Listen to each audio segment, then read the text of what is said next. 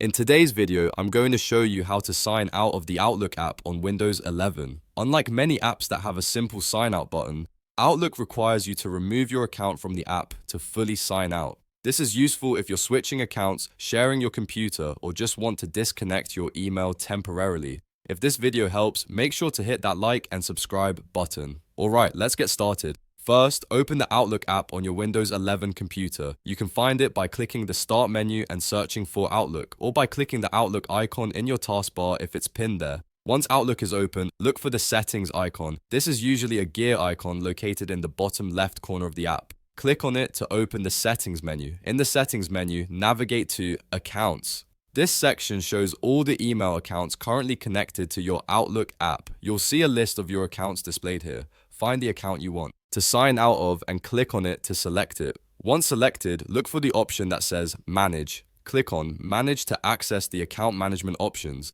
Now you'll see several options related to this account. Look for the Remove option and click on it. This will initiate the sign out process by removing the account from the Outlook app. A confirmation prompt may appear asking if you're sure you want to remove this account. This is a safety measure to prevent accidental removal. Review the prompt carefully, then click Confirm or Yes to proceed. Once confirmed, Outlook will remove the account from the app. This effectively signs you out of that account. The account will no longer appear in your Outlook app, and you won't receive any emails or notifications from it until you add it back. And that's it.